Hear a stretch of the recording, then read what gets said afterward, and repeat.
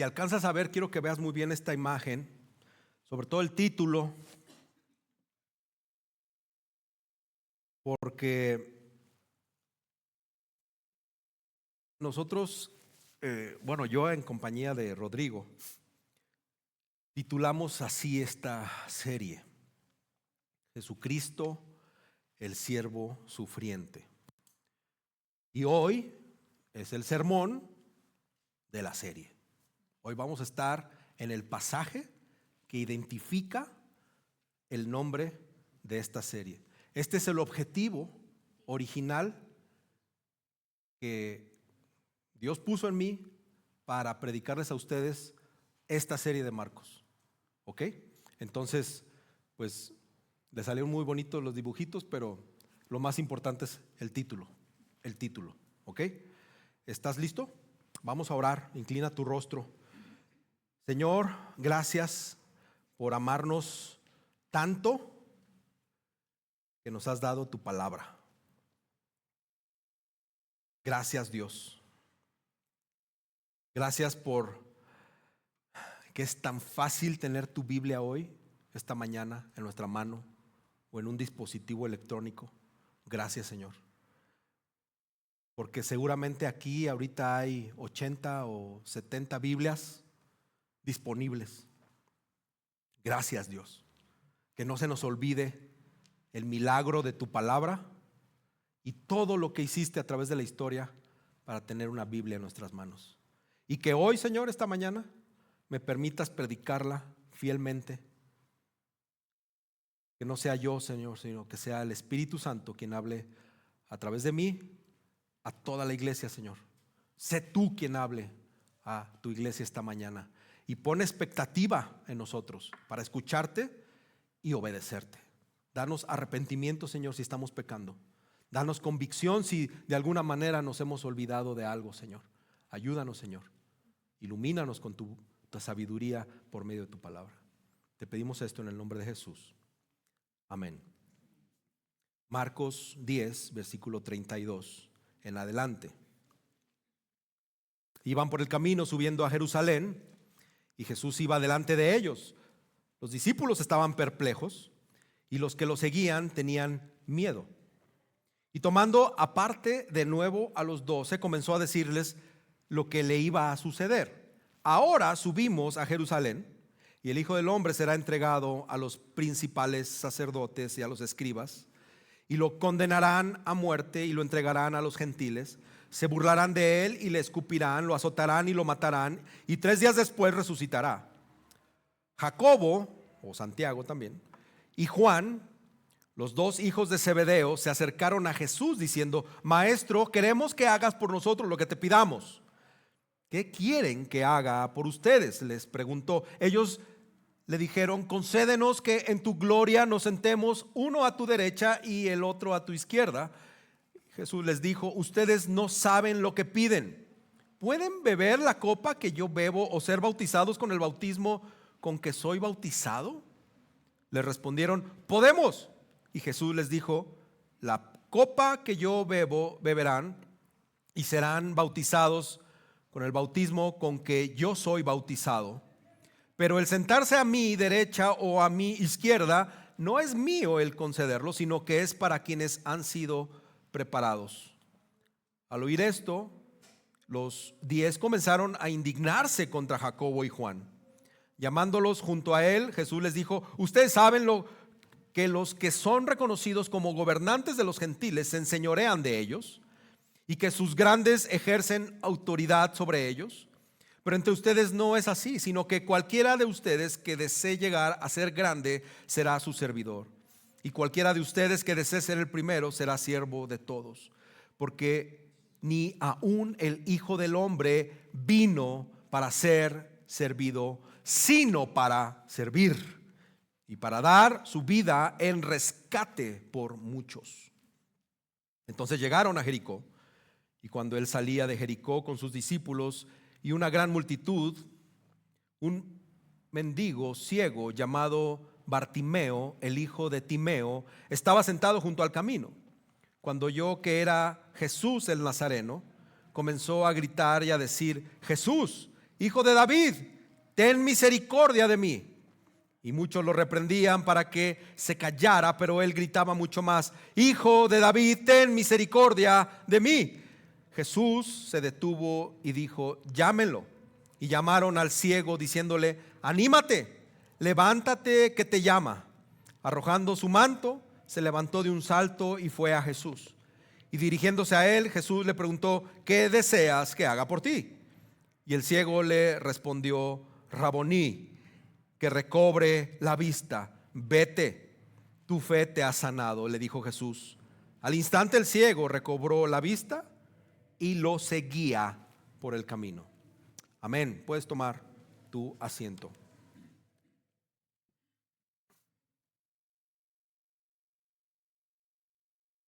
Titulé este sermón: Jesús vino a servirnos sufriendo por nosotros.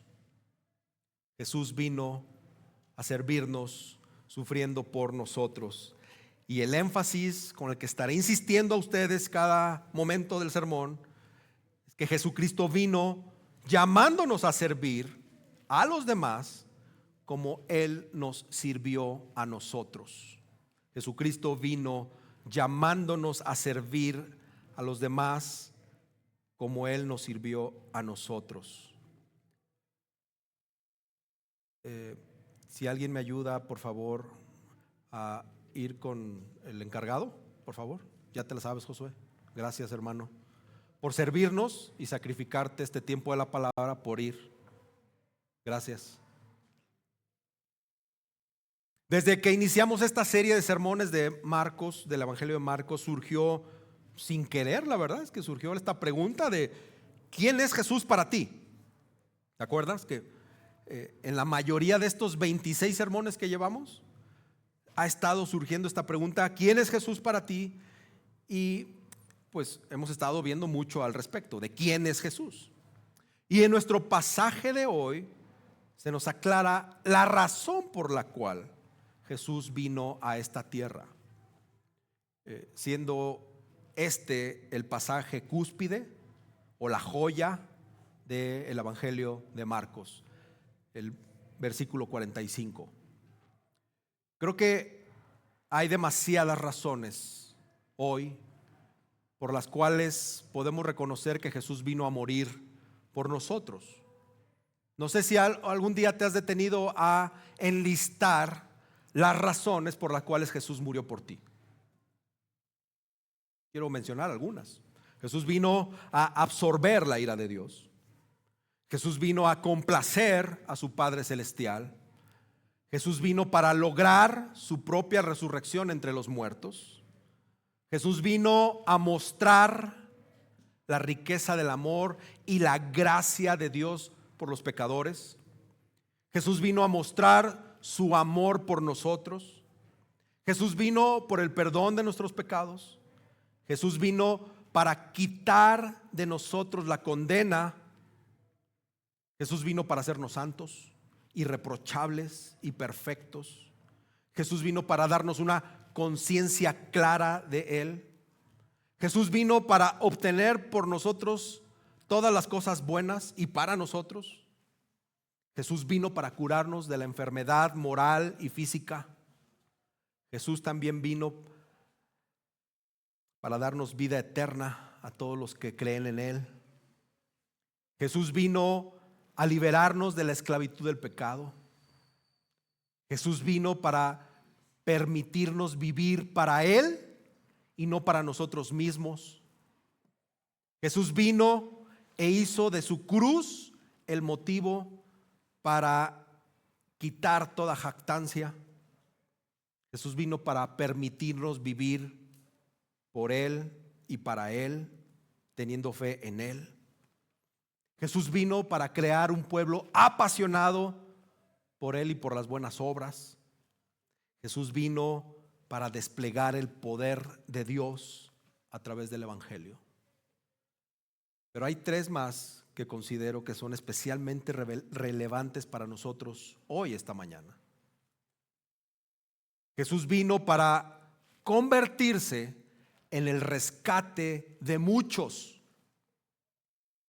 también para llamarnos a seguir su ejemplo de humildad y amor sacrificado o amor sacrificial.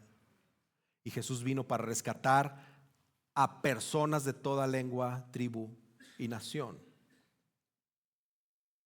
En los capítulos, hermanos, del 8 al 10, hemos visto aquí en el Evangelio de Marcos una enseñanza puntual de lo que es el discipulado en el Nuevo Testamento.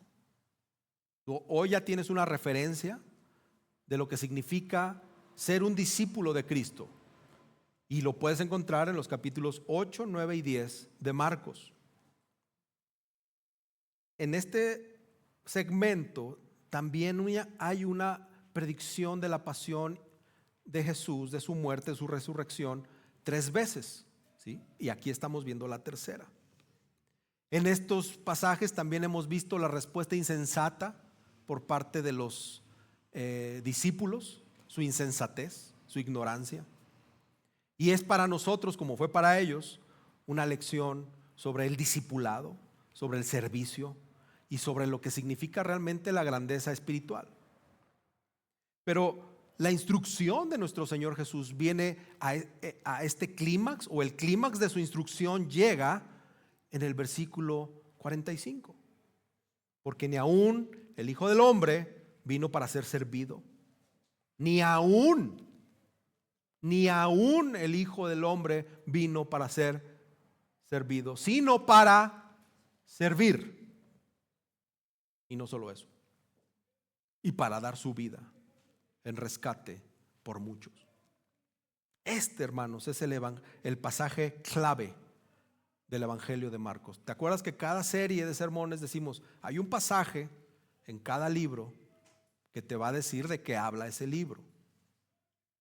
Siempre lo hemos hecho así: Eclesiastés, Hechos, etcétera, etcétera, etcétera. Pues este es el versículo clave de Marcos, versículo 45, 10:45. Y este versículo, hermanos, apunta directamente al corazón del Evangelio. Este es también, de alguna manera, una descripción del Evangelio, porque es el modelo para todos los que seguimos a Cristo. Este es el modelo que hay que seguir. Cuando tú trabajas en una empresa, te dan, no sé, su filosofía y lo que significa ser parte de esa empresa, y te dicen ponte la camiseta, y literal te regalan tal vez una playera, una gorra, una pluma, una agenda, y en la agenda tal vez viene la visión, la misión, etcétera, etcétera, etcétera. Pues este es el modelo a seguir para todo discípulo de Cristo. Y todos los que estamos en Cristo, hermanos, estamos llamados a servir. Todos. Nadie se salva, nadie. Si te da pereza el servicio, no te vas a salvar de eso. Incluso estamos llamados a dar nuestras vidas si Dios así lo pidiera. Nosotros, en respuesta a aquel que vino y dio su vida en rescate por muchos, ¿qué es lo que tenemos que hacer nosotros? ¿Qué debe de hacer el Evangelio en nosotros? ¿Qué debe de hacer el Evangelio en nosotros? ¿Será que nuestro entendimiento nos va a convertir en siervos humildes, como lo hizo con Jesús? ¿O a pesar de que conocemos de Jesús y su obra, queremos permanecer soberbios ante su llamado a servir?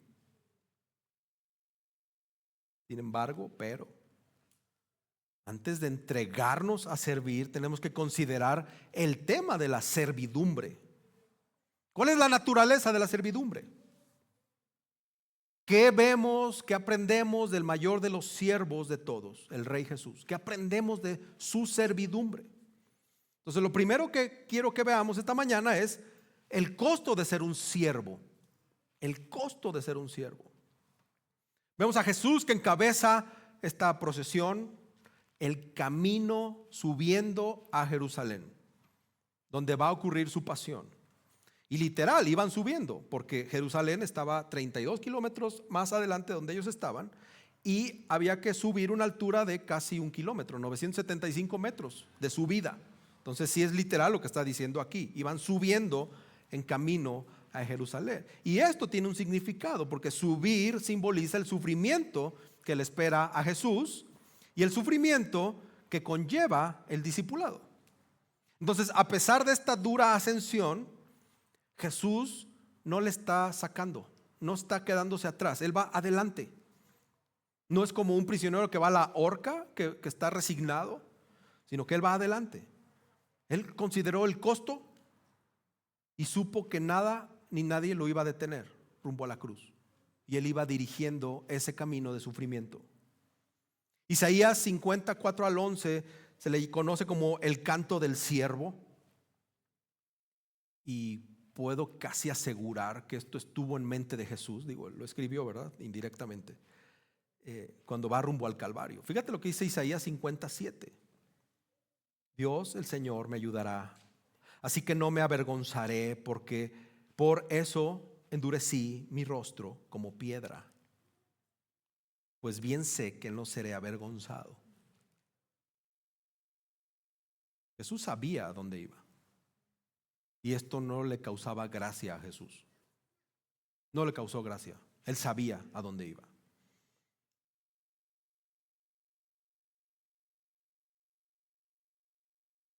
El servicio, hermanos, de alguna manera invita a esta incomprensión que tenemos. Él va por delante guiando el camino y de alguna manera esto desconcierta a sus discípulos. Él sabía lo que iba a hacer. Ellos no sabían lo que iba a suceder.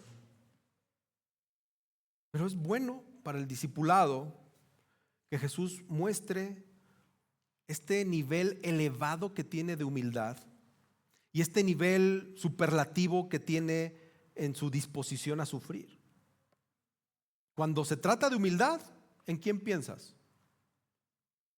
¿En quién piensas cuando se trata de sufrimiento? Y creo que Jesús pensaste en tu mente, ¿no? No vas a decir en mi abuelita o... Jesús es el máximo ejemplo de humildad. Es el máximo ejemplo de sufrimiento. Y Jesús no solamente nos enseña, Jesús puso el ejemplo. Jesús señaló el camino y caminó ese camino. Vemos que parece que había dos grupos con Jesús. Unos asombrados y los que le temen. Unos vieron con asombro a Jesús, otros con temor. Pero ninguno de los dos aparentes grupos sabía lo que sucedía ni lo que esperaba. Pero Jesús sí sabía. Jesús, nuevamente te digo, Él conocía el costo, aún a pesar de que muchos malinterpretaban esto. Y seguramente eso ha sucedido con nosotros o sucederá con nosotros, de malinterpretar el camino de sufrimiento de Jesús. A veces lo hacemos a nuestra conveniencia. O decimos, solo Jesús, yo no. Y tenemos que reconocer que nuestro discipulado con Jesús, que de alguna manera tratamos de aplicarlo en nuestros discipulados entre hermanos, pero nuestro discipulado con Jesús de nuestra parte nunca es tan noble como quisiéramos que fuera. Pero Jesús nos pide que lo hagamos, que nos discipulemos con Él, que seamos sus discípulos y obviamente entre nosotros. Tiene que estar Jesús como ejemplo de humildad en nuestro discipulado con Él y en nuestros discipulados como siervos de Cristo. Pero a veces no entendemos esto. Ese es el punto de lo que les estoy tratando de decir aquí. A veces no entendemos esto.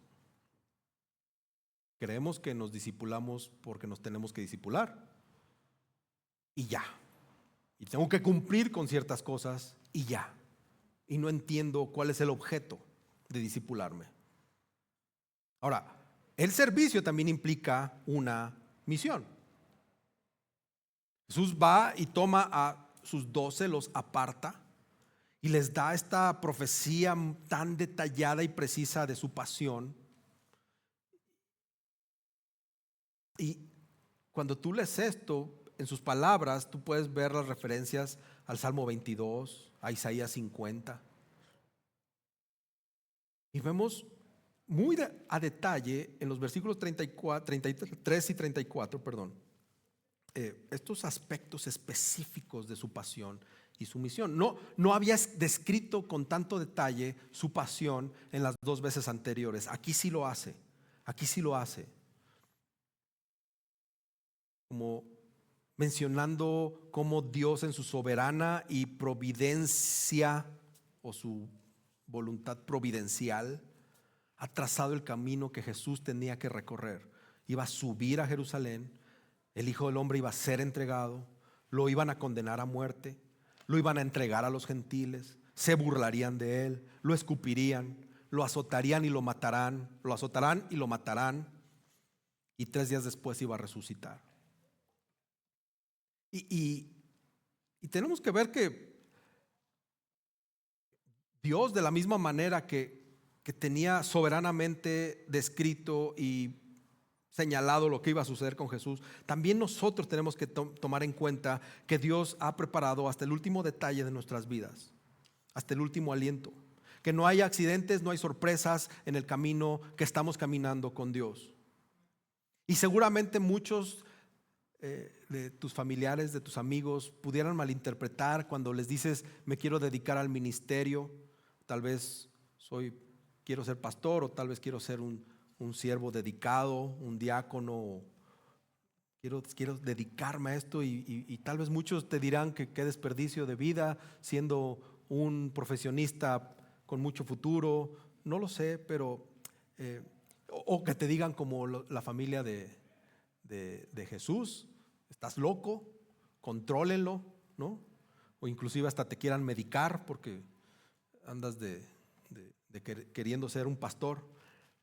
Pero Dios tiene un plan para tu vida, hermano. Dios tiene un plan perfecto para tu vida. Y esto no es el típico speech de tú lo puedes todo y Dios tiene planes perfectos para ti. No, sino que es importante que reconozcamos que Dios tiene control de todo, de nuestros latidos del corazón y del último detalle, de tu último suspiro, y que así lo hizo con Jesús. Él fue enviado a servir. Él tenía todo listo para enviar a Jesús a servir, a sufrir, a ser humilde.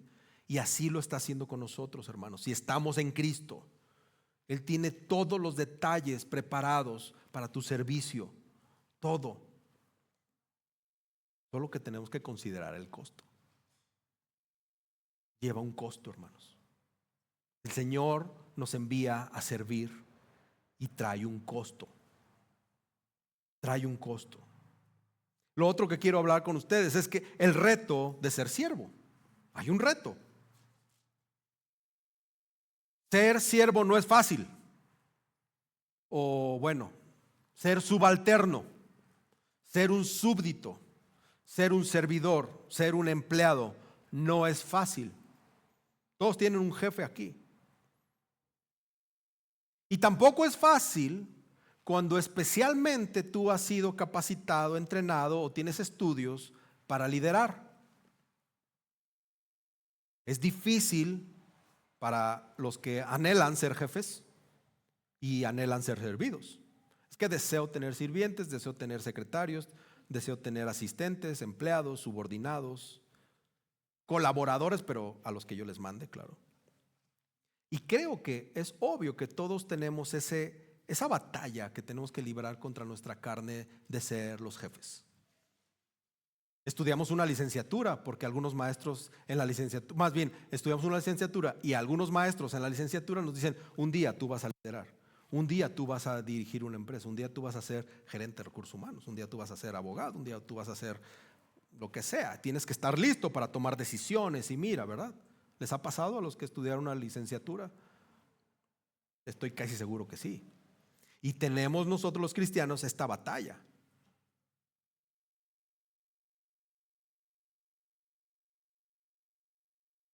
Y quizá algunos ya lo están viviendo y no se han dado cuenta.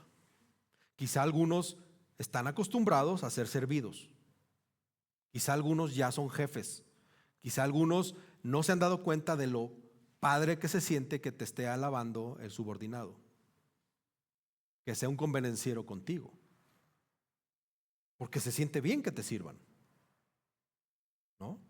No le tienes que decir a tu secretaria, pues nada más bien le dijiste una vez que te gustan los pingüinos, cuando ya tienes siempre pingüinos ahí, ¿no?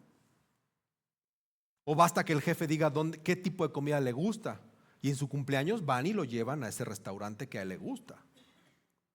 ¿A quién le ha pasado? Se siente padre, ¿no? ¿No les ha pasado? ¿Soy el único aquí? ¿No? Es que tienes que ser jefe. Pero bueno, para los que son jefes, si les ha pasado, tengan cuidado. Seguramente posiblemente no se hayan dado cuenta del orgullo que tienen y que su orgullo está siendo alimentado por el hecho de ser servidos.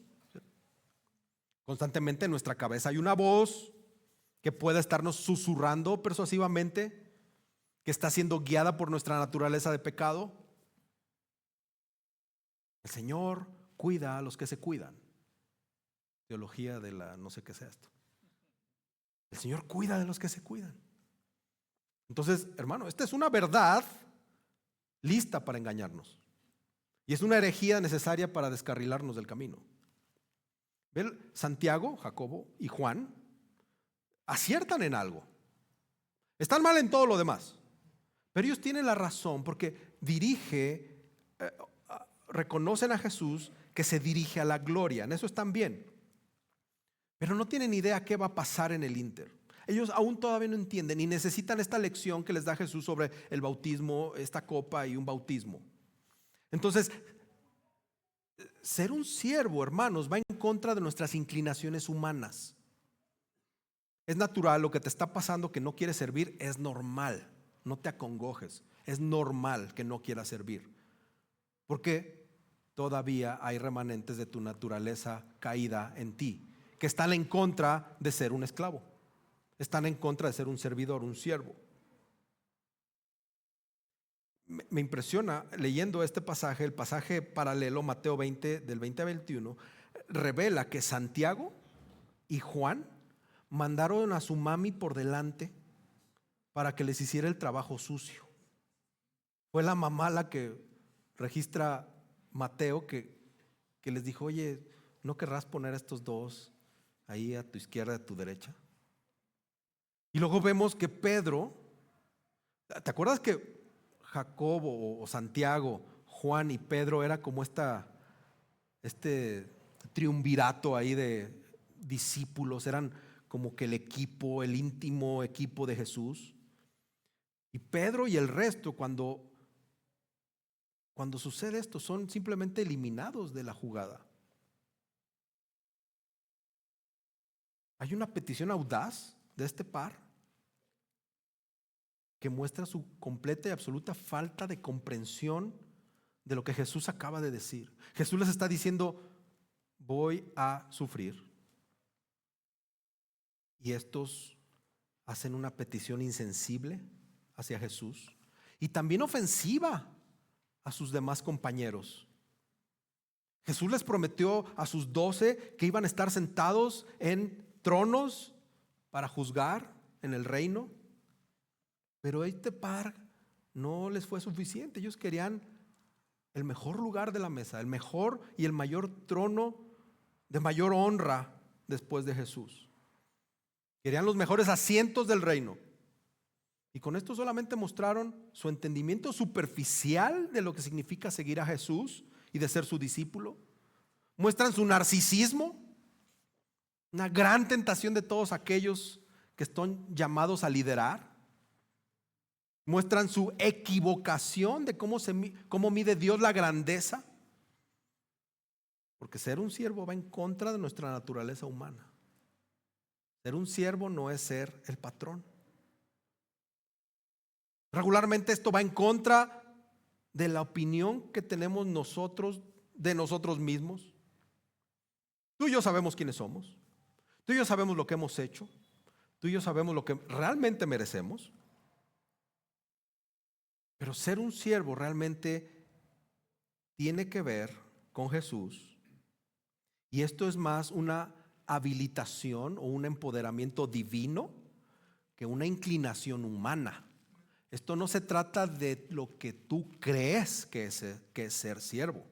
No es de lo que tú deseas que te hagan siendo siervo. Se trata de la instrucción divina y del poder del Espíritu Santo en nosotros para poder ser siervos. Y Jesús le dice, oye, ¿qué quieren que yo haga por ustedes? Y esta pregunta es la misma que Jesús le hace a este ciego Bartimeo. Qué feo nombre. ¿Sabes lo que significa Bartimeo? Está bien difícil. El hijo de Timeo. Eso significa, literal. Y lo dice ahí la palabra. Bartimeo, el hijo de Timeo. Como si te dijeran, bueno, así, el hijo de Antonio, ¿no? Así. Toño, el hijo de Antonio. Qué feo nombre. Pero es la misma pregunta que Jesús le hace a Bartimeo. Pero ve la respuesta del ciego Bartimeo, que es muy distinta a la de Santiago y Juan.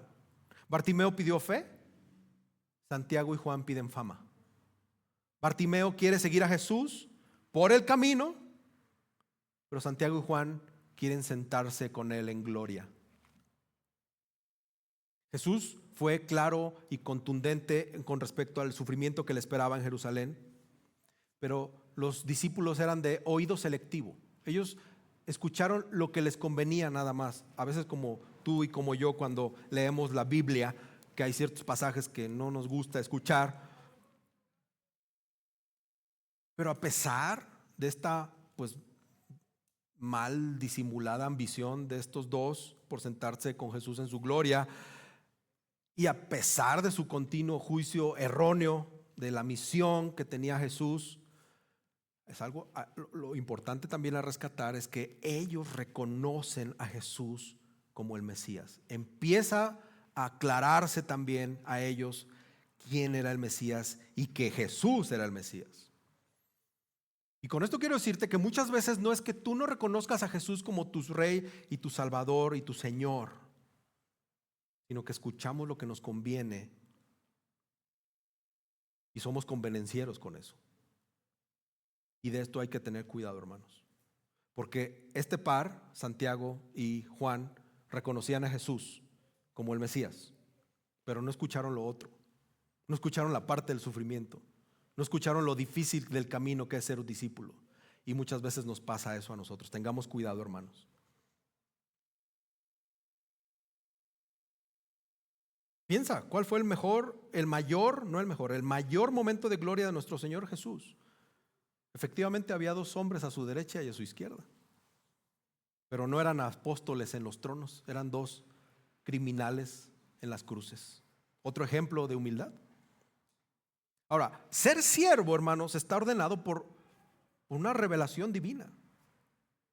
Jesús le responde de una manera educada pero firme, es amable pero es directo, y hace una comparación entre su sufrimiento que viene y su muerte con el hecho de beber una copa y de experimentar un bautismo. Son dos metáforas muy interesantes. Y beber una copa con alguien significa compartir la suerte con esa persona, experimentar el destino de esa persona. La copa también es una imagen representativa de la ira de Dios en el juicio, y lo vemos en Salmos, Isaías, Ezequiel, Jeremías. Y del mismo modo, la pasión y la muerte de Jesús para Jesús fueron como un bautismo, o fueron un bautismo abrumado, inundado y sumergido en el destino del Padre hacia Él. Y la cruz fue la cita divina destinada a Jesús. El versículo 39 pareciera a nosotros más como un recordatorio y una llamada o una renovación de entendimiento a nosotros al discipulado. Que el discipulado sí o sí conlleva un sufrimiento, conlleva un sacrificio. Los discípulos de Jesús no eligen enfrentar o evitar las penas, las penalidades. Ellos están pensando en las recompensas. Hermanos, tenemos que aceptar el sufrimiento. por el simple y sencillo hecho que es el camino que tomó Jesús. Nada más por eso. El Hijo de Dios padeció hasta la muerte, no para que nosotros no padezcamos, sino para que nuestros padecimientos sean semejantes a los suyos. Jesús entendió que esto era voluntad de Dios para su vida. Pero ¿te acuerdas el peso que tuvo Jesús de esto? ¿Recuerdas qué oró Jesús en el Getsemaní? Marcos 14:36 dice: aparta de mí esta copa, pero no sea lo que yo quiero, sino lo que tú quieras. Y Lucas 12:50 dice: de un bautismo tengo que ser bautizado, y cómo me angustio hasta que se cumpla. Obviamente Juan y Santiago no habían entendido a Jesús. Y Jesús les revela que efectivamente estaban ordenados a tener un destino similar. Santiago sería el primero de los 12 apóstoles que iba a ser martirizado. Y Juan experimentó la persecución y fue desterrado a una islita. Pero elegir quién se iba a sentar a la izquierda o a la derecha, pues eso es una decisión reservada solo para el Padre. Y no es el tipo de pregunta que unos siervos humildes le tendrían que hacer a Jesús. No debería ser ese tipo de pregunta. Pero lamentablemente estos dos no ven que el camino a la gloria siempre pasa por el camino del sufrimiento. Antes de la corona hay una copa de sufrimiento. Antes de las bendiciones hay un bautismo que abruma, un bautismo que ahoga. Recuerda el énfasis de esta mañana. Jesucristo vino llamándonos a servir a los demás como Él nos sirvió a nosotros. Lo tercero que quiero que veamos es el problema de ser siervo. Hay un problema siendo siervos, o para nosotros tenemos un problema al ser siervos. Estos 10 que quedaban de los apóstoles se indignaron contra Santiago y contra Juan por la petición que les hizo, que le hicieron a Jesús. Pero no sabemos si se enojaron porque no se les ocurrió a ellos primero. ¿Te acuerdas de su afán en el capítulo 9? Su afán de también tener una posición. Ellos también estaban luchando con el mismo pecado. Entonces Jesús interviene nuevamente, los reúne y les da una lección que quizá pues es la más poderosa sobre lo que significa ser un siervo, sobre lo que significa ser grande en el reino de Dios. Y esta es una lección difícil de aprender para nosotros también, porque pareciera que no tiene sentido. Somos hijos de un Dios poderoso. El mundo, dice Jesús, practica un liderazgo a partir de un modelo de dominio, de autoridad, de usos eficaces del poder, de la posición, donde la autopromoción es correcta, ¿no? ¿A poco no pasa a todos los que trabajan? ¿No les pasa esto? Pero desde el punto de vista celestial, todo esto está equivocado. Entonces, hermanos, tenemos que decirle no a los caminos del mundo, no a la forma en que el mundo lidera. Allá afuera hay un mundo, bueno, también aquí, no es literalmente, pero afuera hay un mundo perdido, un mundo que está impulsado por una ambición egoísta. Allá hay un mundo que está lleno de ansia de poder, que busca la posición. Ellos allá afuera en el mundo dominan y ejercen poder sobre ellos mismos. Allá afuera, cuanto más importante sea alguien, más son las personas que le sirven a ese alguien. Y andamos buscando quedar bien con el jefe porque le van a dar hueso. Y yo quiero mi parte. Porque eso es de lo que se trata allá afuera. Poder, posicionamiento, autopromoción. Y Jesús dice: oigan, pero entre ustedes no es así. Versículo 43. Esto no es así. Nuestro punto de vista desde el reino, con el vitral, con unos lentes del reino, cuanto más importante se es, a más personas se sirve. Entonces, fracasar como reino, como siervo, no es simplemente estar a la altura de las condiciones ideales, sino es estar fuera de una condición existente que corresponde a los que estamos dentro del reino de Dios. Jesús se está oponiendo a la mentalidad del mundo.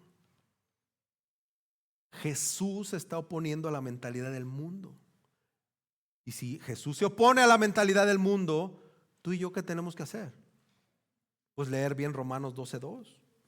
Y no se acomoden, dice la Biblia de Jerusalén, y no se acomoden al mundo, no se acomoden. O sea, las puse en una versión distinta. No se acomoden al mundo presente, antes bien, transfórmense mediante la renovación de su mente, de forma que puedan distinguir cuál es la voluntad de Dios, lo bueno, lo agradable y lo perfecto.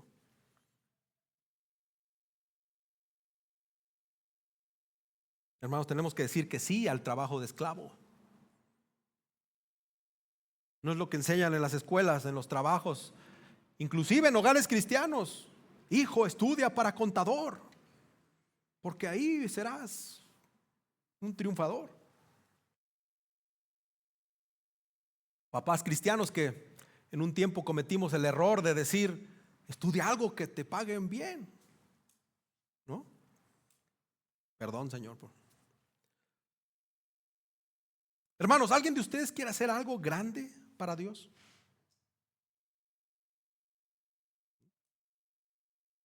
Sí, ¿verdad? ¿Alguno de ustedes quiere agradar al Señor y honrar a Jesús con su vida? Amén, ¿verdad? Muy bien. Conviértanse en siervos, en diáconos, en esos que sirven la mesa. Conviértanse en dulos, o sea, esclavos. ¿Quieres hacer algo grande para el reino de Dios? Sé un esclavo. ¿Quieres agradar y honrar el nombre del Señor Jesús con tu vida? Sé un siervo, sé un esclavo. Conviértanse en esclavos de todos los que tienen a su alrededor. Voltea al lado, al que tienes al lado. Si es tu esposa, pues ya te amolaste, hermano.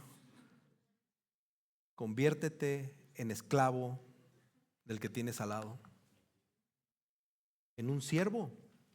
¿Te imaginas un siervo en nuestra época? O sea, como esclavo de aquella época en nuestra época. Pásame el jabón, me voy a meter a bañar, ¿no? Así como la toalla, no sé qué nombre le pongas a tu esclavo, porque le podías poner un nombre, ¿sí? ¿Te lo imaginas? Pero no te imaginas tú siendo el que pasa la toalla, ¿verdad? Pues el llamado desde esta mañana, desde este púlpito, es a que seas ese, el esclavo, el siervo. Porque es la única manera en que vamos a tener la mentalidad de Cristo. No hay otra forma. Es la única manera en que vamos a estimar más a los demás. Es la única manera en que vamos a dejar de pensar más en nosotros mismos, no prestando atención a nuestros propios intereses, dice Filipenses, sino a los intereses de los demás. ¿Es posible esto? Tal vez tú ahorita quieras desayunar, traes el estómago vacío,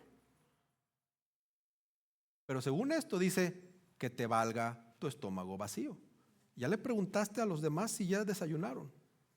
No, mi derecho es estar bien alimentado, bien para estar pilas. Si no, no funciono. ¿Ya le preguntaste al de al lado si desayunó? Si traes el único dinero que traigas para tu torta, y si mejor se lo tienes que servir a otro comprando una torta al otro. Suena impensable, ¿verdad? En esta época. Es más, suena impensable en esta época y en esta iglesia. ¿Cómo? Pues primero yo y luego veo qué hago.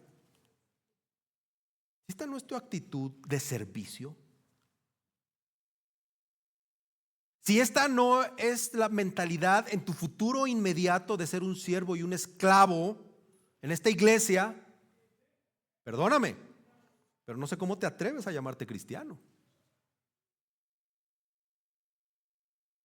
Nada más de venir a calentar sillas, esperando que otros te sirvan, esperando que otros te amen. O quizá estás pensando, más adelante voy a servir, más adelantito. ya que seamos dignos de demostrar que somos una iglesia a tu nivel, un pastor a tu nivel, unos hermanos a tu nivel, entonces sirvo. Jesús invierte todas las ideas de grandeza, hermanos, poniendo de cabeza a la filosofía del mundo en la que estamos viviendo, de la que somos sumamente contaminados. Invierte las cosas, las pone de cabeza. El sistema de valores lo cambia. Jesús habla de grandeza en el servicio más que de grandeza en el poder, en el prestigio, en la autoridad. Irónicamente, la grandeza le pertenece al que no es grande. La grandeza que le debería de pertenecer a Jesús, al diácono de diáconos, al que vino a servirnos la mesa con su muerte sacrificial, él mismo se le está quitando. Como que nosotros, ¿qué derecho tenemos a sentirnos grandes, poderosos, orgullosos? No, ustedes no me merecen. Ya que se acerquen a mí, ya que vean quién soy yo, ya veo. Pero aquí el que manda soy yo. No es así, hermanos. El servicio es el amor hecho tangible. Eso es el servicio. Amar. Pero no con una figurita o no con un sticker. No. Cierra tu WhatsApp y ve y ama al hermano. Sírvele. ¿En qué te sirvo? ¿Qué necesitas? Jesús dice, el que quiera ser primero, que sea esclavo de todos. O esas palabras de Jesús son muy metafísicas, son etéreas, así son para cuando esté en el cielo. En el cielo voy a estar yo de servidor. Aquí no. Aquí eso se lo dejo al pastor. Ese sí que sea esclavo. A los diáconos, órale, eso sí. Los líderes, que se la rifen. ¿Y yo? O sea, ¿y tú? ¿A cuándo? ¿Por qué no? ¿Qué palabras de Jesús no te merecen?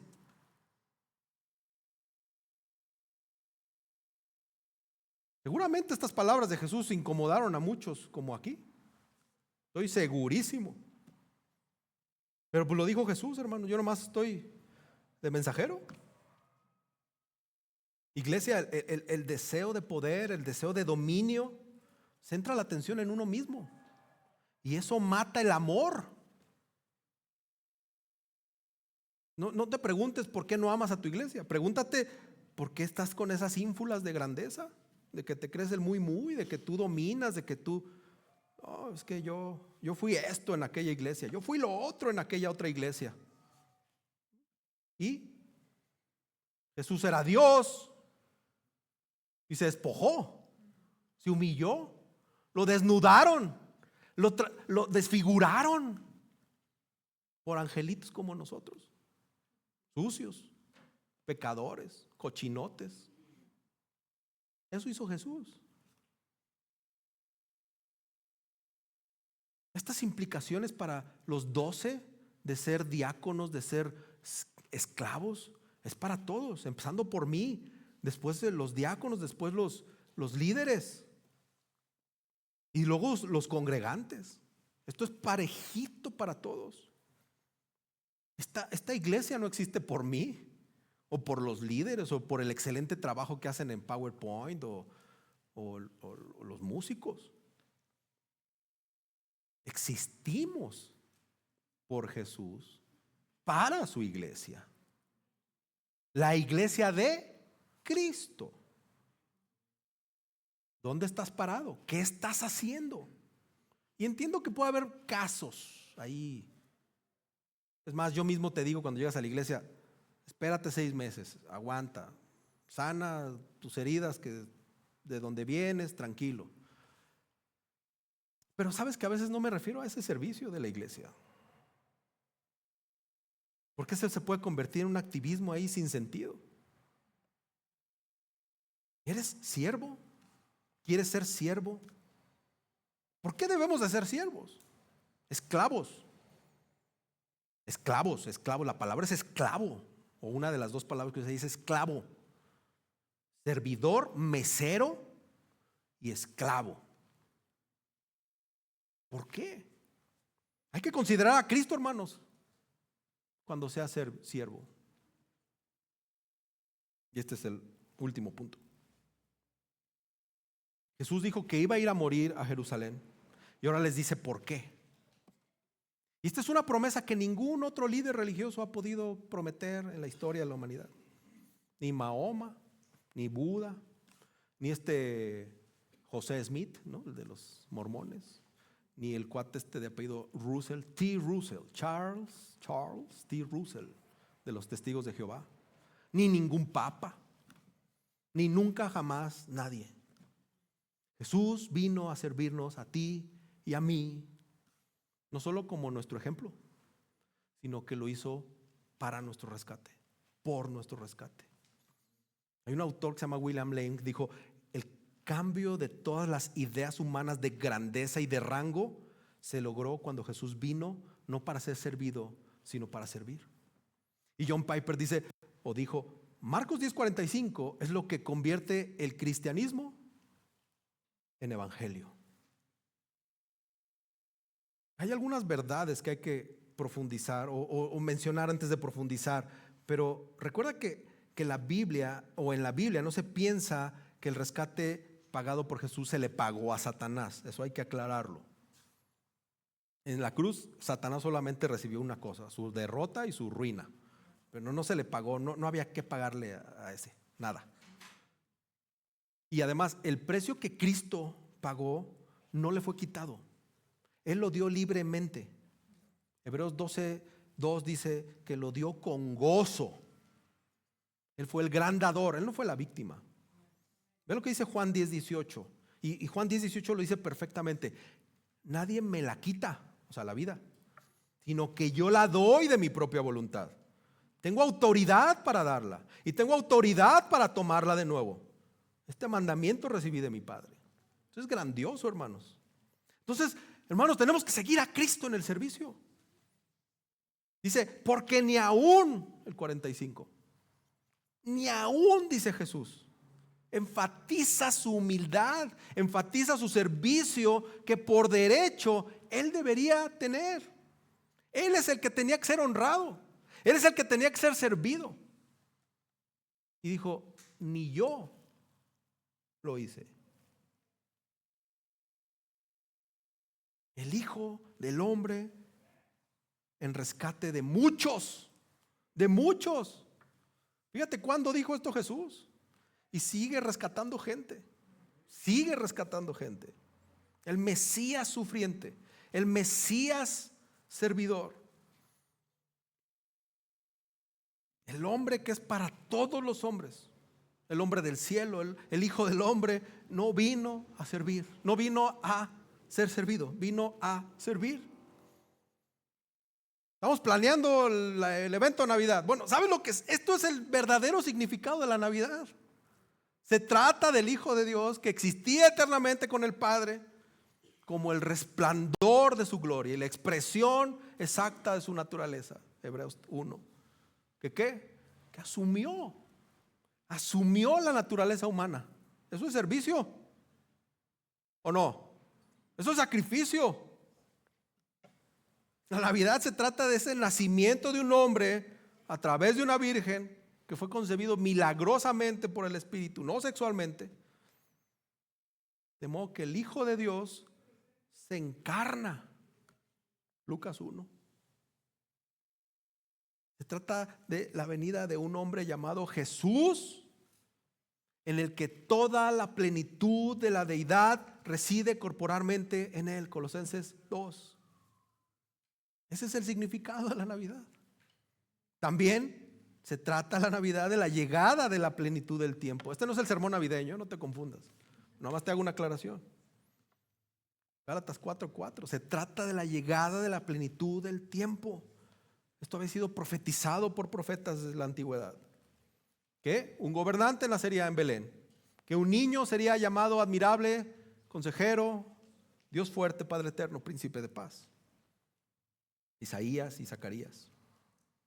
Que vendría el Hijo del Hombre, que, dice Marcos 10:45, no vino para ser servido, sino para servir y para dar su vida en rescate por muchos. De eso se trata la Navidad y de eso se trata el Evangelio. Si Él sirve, nosotros debemos servir. Si Él da, nosotros tenemos que dar. Si Él se inclina, nosotros debemos de inclinarnos. No está difícil. No es física cuántica el Evangelio. El Evangelio es humíllate. Ni siquiera te dicen estudia la teología sistemática de fulanito de tal para que entiendas el Evangelio. Léete la Biblia en hebreo, en latín, en alemán para que entiendas el Evangelio, ¿no? Sencillito. Jesús vino a sufrir, pues hay que sufrir. Jesús vino a darse, pues hay que darnos. T.J. Mahaney dijo en su libro Humildad: en última instancia, nuestro servicio cristiano solo existe para llamar la atención sobre esta fuente, nuestro Señor crucificado y resucitado, que se entregó en rescate por todos nosotros. Entonces, hermanos, los discípulos debemos de adoptar la postura de siervos y la postura de esclavos, las dos. No porque esto sea un razonamiento ético, no es por tu ética, es por la postura que tuvo el Hijo del Hombre. Esa es la postura de Jesús. No se trata de ética. La vida que el Evangelio nos está llamando a vivir a los creyentes no se trata de un sistema ético. Es el camino del Señor.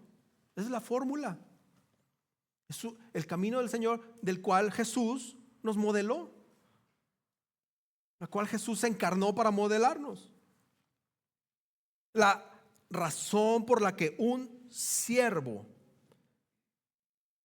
es la posición prominente en el reino de Dios es porque es la función de un siervo es dar. ¿Y qué hace Dios con nosotros? Nos da, ¿no? No nos dio gracia, no nos dio a su Hijo. ¿Cuál es la postura de Dios con nosotros? Sírvete. Úsame. Ahí está. Hazlo. Tómalo. No te cuesta nada. ¿Cuál debe de ser nuestra postura? Tenemos que seguir a Cristo sacrificialmente, hermanos. Él vino a dar su vida. Jesús no tuvo que morir a pesar del amor de Dios. Jesús murió a causa del amor de Dios. Esto es increíble. No lo entendemos. Es amor por amor. ¿Cómo? A través de un sacrificio. La cruz es donde Dios se autosustituye por la humanidad pecadora. Dice, estos no la van a hacer. Han intentado cumplir mi ley, no pueden ni podrán. Su pecado les va más allá de sus pensamientos. Están atrapados. Tengo que hacerlo yo. Y vino a dar su vida en rescate. Ese es el maravilloso intercambio, hermanos. Es el rescate. Significa comprar, liberar.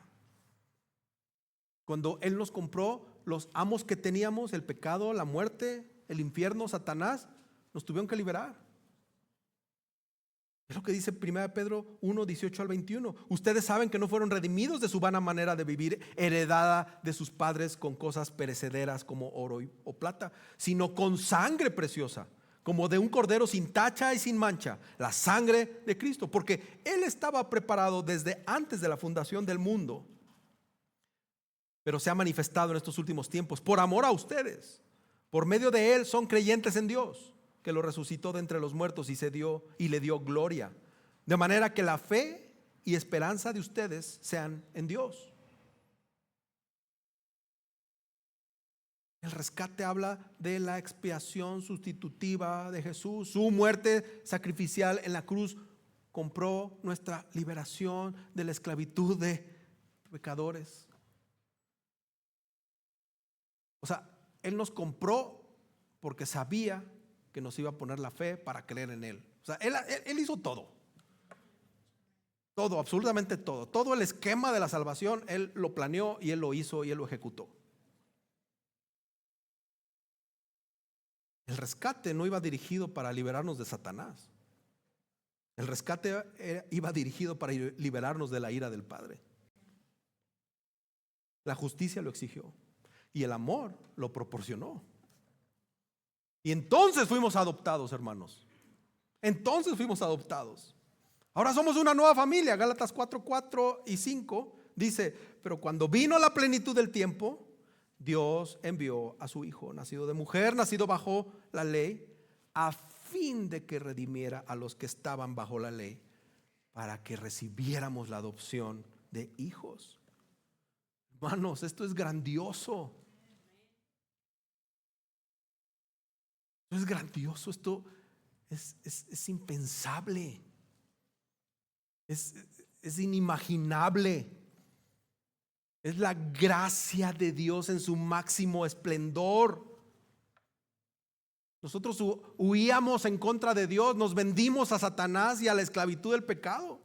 Pero Jesús en su gracia ve nuestra situación lamentable, desesperada, y paga el rescate, nos redime de la esclavitud y nos lleva a la casa de su Padre. Hace unas semanas cantamos un canto que se llama Glorioso Intercambio, ¿te acuerdas? No sé si iba a hacer esto, pero no sé si me iba a atrever a hacer esto, pero ¿te acuerdas cómo va? ¿Puedes mostrarlo? ¿Por qué no lo cantamos? ¿Sí? ¿Cómo puede ser que el bueno y justo se hizo hombre y fuera a morir por el más vil pecador? Como siendo yo su enemigo, el sufrimiento en mi lugar tomó en aquella cruz y cargó mi maldad sobre él. Su rectitud por la fe mía es. Aleluya, glorioso intercambio, oh cuán gran misterio, que por gracia salvo soy. Aleluya, gloria sea a Cristo.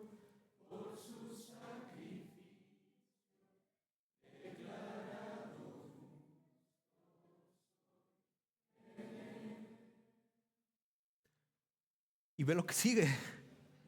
¿Cómo es posible que en Jesús, como a su Hijo, Él me recibió? Y su nombre llevo hoy, su perfecta vida de obediencia al Padre, al yo creer, Él me otorgó y perdón me dio, pues cargó mi maldad sobre él. Su rectitud por la fe mía es.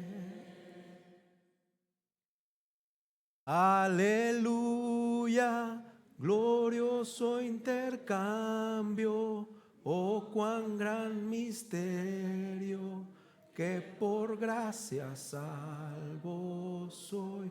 Aleluya, gloria sea a Cristo por su sacrificio.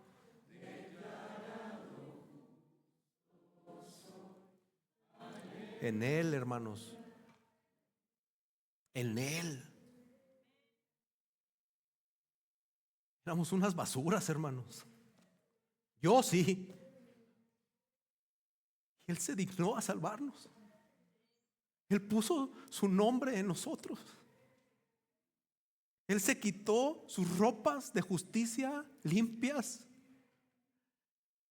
y se puso nuestras vestiduras podridas y absorbió la ira del Padre que era sobre nosotros, porque le plació, porque no lo merecíamos. Esto nos tiene que llevar a reaccionar, familia. Nos tiene que llevar a reaccionar. No podemos seguir así. No podemos seguir siendo una iglesia apática. No podemos. No podemos seguir llamándonos cristianos si no somos siervos, si no somos esclavos. Sí, de Jesús, pero eso está muy lejos. De estos, de nosotros, entre nosotros. Para eso estás aquí. Si no estás haciendo esto, no le estás sirviendo a Jesús. Él ya hizo todo. ¿Cuándo pensamos reaccionar? ¿Cuándo? ¿Cuándo es el momento? Dice, ya que me lo prediquen, ya te lo prediqué. Ya. No, ya que lo sienta. No es de sentimientos. No es de sentimientos. Es de acción. Aquí sí son obras, hermanos. Aquí sí son obras. Ya se cumplió la gracia. Ya se cumplió el regalo inmerecido. Ya. Ahora las obras de justicia. ¿Cuándo vas a hacer las obras de justicia? No, es que las obras no salvan. Claro que no. Ya te salvaron. ¿Y entonces cuándo? ¿Cuándo vas a hacer el Bartimeo que dice, yo lo sigo? ¿Cuándo vamos a dejar de tener esa mentalidad del mundo? ¿Cuándo vamos a dejar de tener nuestras inclinaciones naturales de pecado como personas ignorantes de la palabra de Dios? ¿Cuándo? Porque ahí sí nos duele. Es que eres un ignorante. No, yo no soy ignorante. Yo leo la Biblia. Eres un ignorante si no la practicas. Podrás leértela al revés si quieres. ¿Y de qué sirve? ¿Cuándo vamos a tomar en serio lo que Jesús dice? No, es que yo quiero ser pastor. Órale, éntrale. Pero empiezas lavando baños. Empiezas cargando cajas. Por años, al menos un par de añitos. Y no estás calificado para el servicio, menos vas a estar calificado para el liderazgo cristiano. Hay que servir, hay que ser esclavos. Quizá Él es enviado a liderar, quizá, pero sin duda somos enviados a servir. Eso sí, nadie se salva. Nadie se salva, hermanos. Acuérdate, Jesucristo vino llamándonos a servir a los demás como Él nos sirvió a nosotros. Hermanos, no sé cómo rogarles. He hablado con algunos de ustedes. He confesado con algunos de ustedes mi pesadumbre por la apatía de la iglesia. ¿Verdad? Bueno, no digan que sí porque van a saber quiénes son, ¿verdad?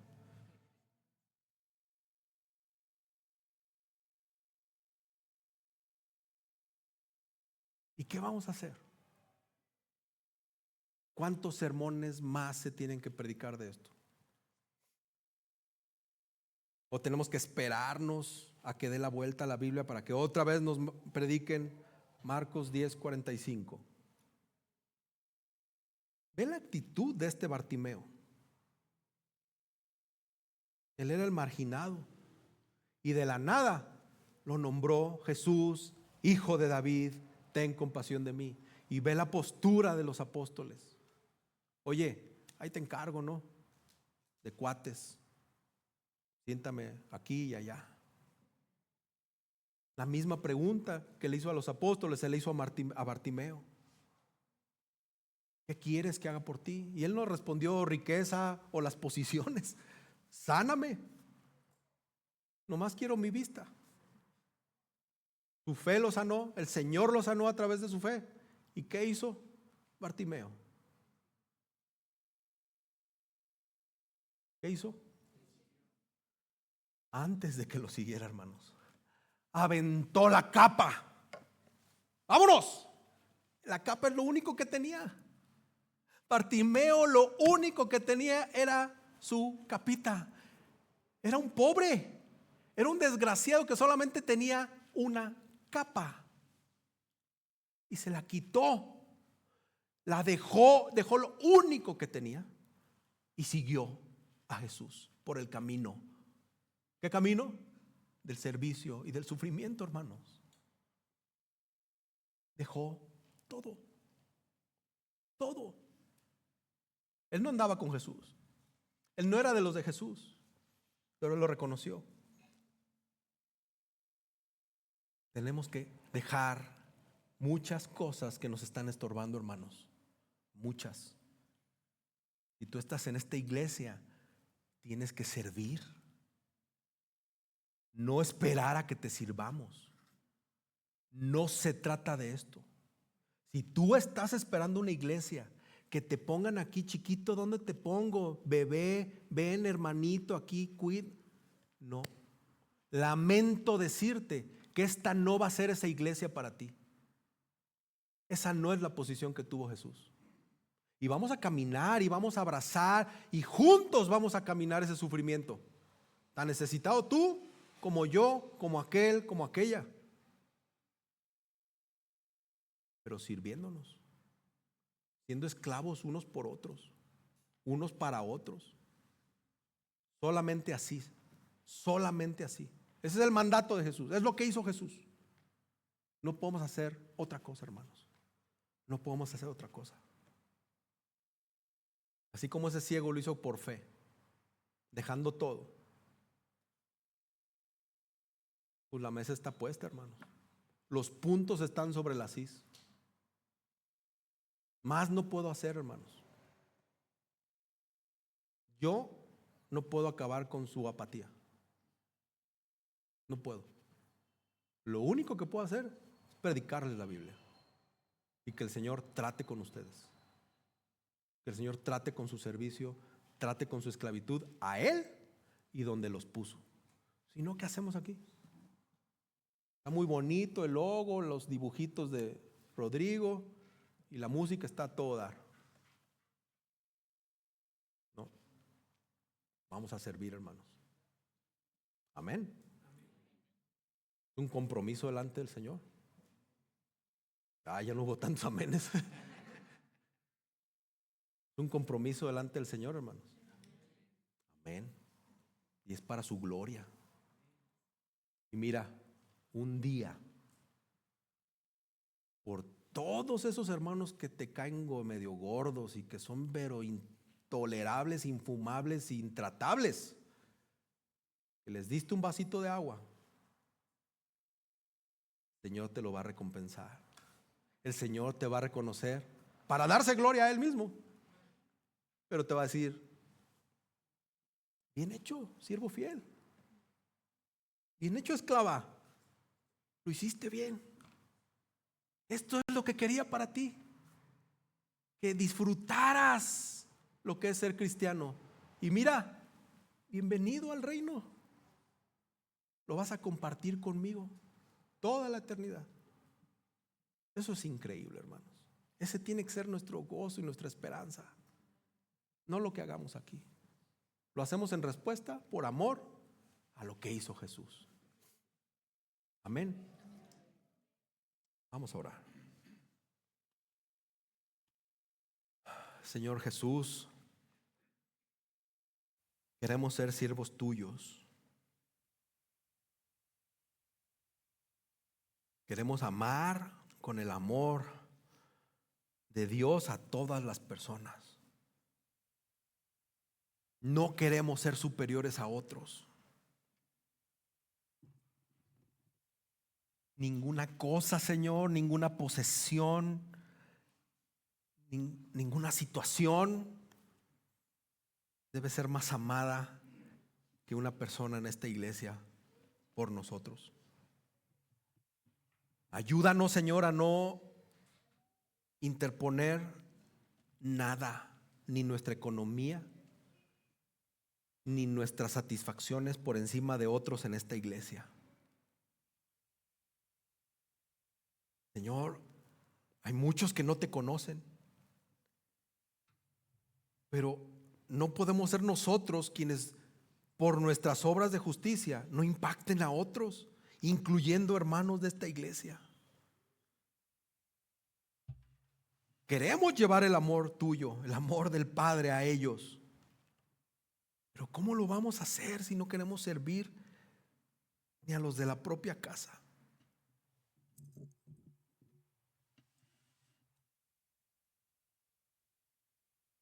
Ninguna tarea debería ser demasiado pequeña para nosotros. Pero la verdad, Señor, confesamos que nos limita nuestra falta de voluntad para creer que tú nos capacitas para realizarla, Señor. Queremos estar entregados a Jesús, quien es nuestro Salvador, nuestro Señor. Y queremos entender lo que significa esta cosa de morir a nosotros mismos. Señor, danos entendimiento que cuesta todo ser tus discípulos. Señor, no nos des bendiciones, danos la gracia de ser obedientes. Señor, no nos des estatus, poder, empleos poderosos. Habilítanos para servir en esta iglesia como esclavos. Utilízanos, Señor. Ponnos a trabajar en tu obra. Señor, por favor, no nos des placeres. Señor, danos una perspectiva de ser servidores. Enséñanos lo que es el sacrificio. Es algo que solo tú, Espíritu Santo, puedes hacer dentro de nosotros. Es más, no nos des entendimiento, habilítanos para hacerlo. Te tenemos dentro, Espíritu Santo. No queremos seguir luchando contra lo que tú quieres que hagamos. Danos fuerza para hacer tu voluntad, Espíritu. Presumimos que nuestro fin es agradar a Dios, que trae un gozo incomparable ser tus hijos y agradarte. Pero, Señor,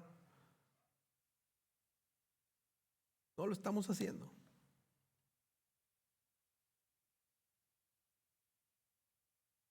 Y quizá estemos cansados de llenarnos de conocimiento, de envanecernos.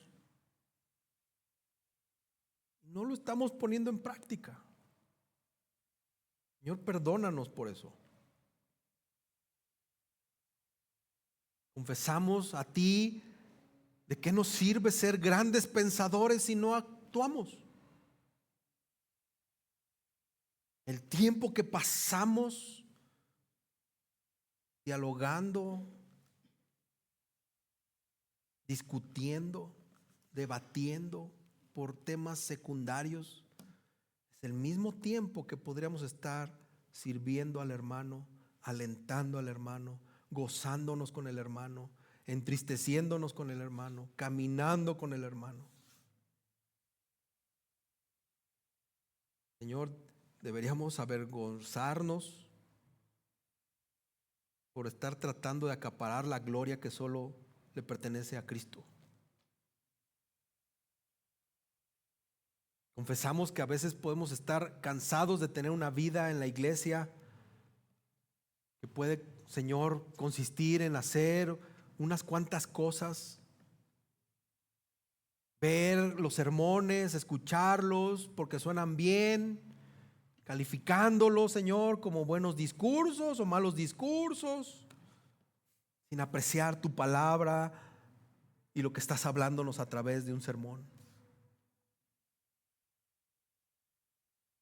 Señor, quita de nosotros esa mentalidad de estar buscando nuestra realización personal en ¿cuánto podremos vivir, Señor? 80 años. Quita eso de nuestra mente, Señor, de estar buscando nuestros derechos personales, Señor, sino Que Cristo sea exaltado en nuestras vidas, que Cristo sea glorificado en nuestras vidas, Señor, a través de nuestro servicio a Él.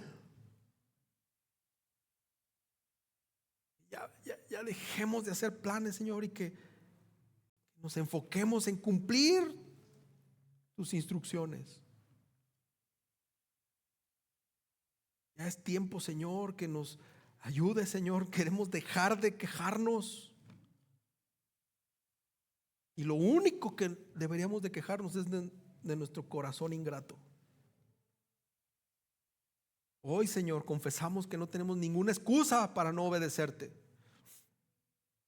Por favor, responsabilízanos de una manera definitiva de nuestro compromiso contigo. Que trabajemos para Jesús las 24 horas del día. Señor, quita toda amargura que nos impida servirte, servir a esta iglesia con amor. Señor, tú nos sanas. Sana nuestro corazón, Señor. Esta mañana sabemos y reconocemos que Cristo nos perdona y nos hace fuertes en nuestra debilidad. Queremos obedecerte. Queremos hacer el trabajo sucio, Señor, ese que no tiene reconocimiento. Ayúdanos a ser esclavos y servidores y hacer el trabajo por el cual tú nos has llamado. Queremos ser siervos tuyos, Señor. Ayúdanos. En tu nombre, Señor. Amén.